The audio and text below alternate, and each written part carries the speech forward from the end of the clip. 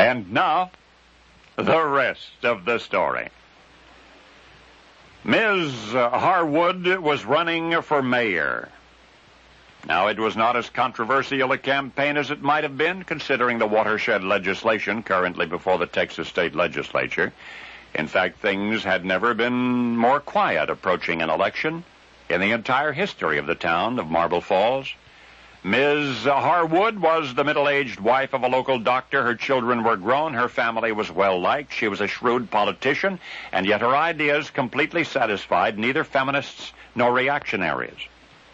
In a newspaper article explaining her motives for entering the campaign, Ms. Harwood wrote, quote, "A woman's first duty is to her home and children. When she's raised them up to take their place in the world, it's then her duty to turn to her state and there help make and enforce the laws that'll make it a fit place for her children." Her opponent, Thomas J., was a respected man, but he lacked spirit. He found it difficult to capture the public's imagination. To a friend prior to the election, he confided that he'd be just as happy if Ms. Harwood won. And as the campaign progressed, it seemed that sentiment was shared by an increasing number of voters, particularly when it was announced that Harwood had the personal endorsement of the President of the United States. That's right. Of the Marble Falls mayoralty, she said, "Our wealthier citizens don't want the job, and a poor man can't afford it. Therefore, a woman is ideally suited to give such responsibilities undivided attention." Her platform was laden with political platitudes. Her slogan was a better, cleaner, bigger, more progressive town. In campaign rhetoric, she amplified, "For everything that's progressive, for everything that's moral, for everything that's spiritual, for everything that's just, I'm ready to serve you."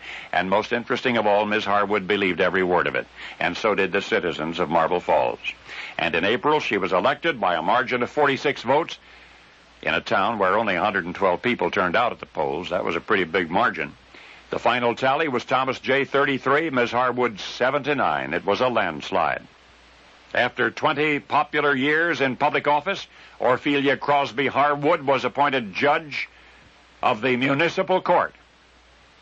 And that she was appointed by an all-male commission was singularly unimpressive, considering the feat that she had accomplished in Marble Falls, Texas, back in April of 1917.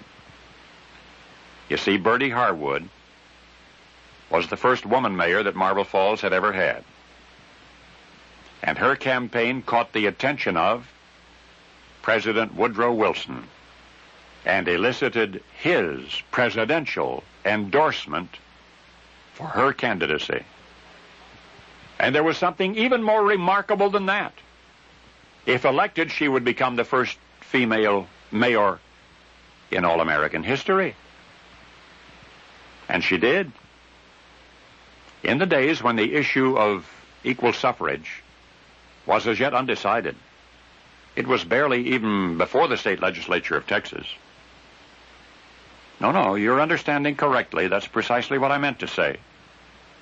Bertie Harwood, the doctor's wife, became the United States' first woman mayor before any woman in the country could possibly have voted for her. And now you know the rest of the story.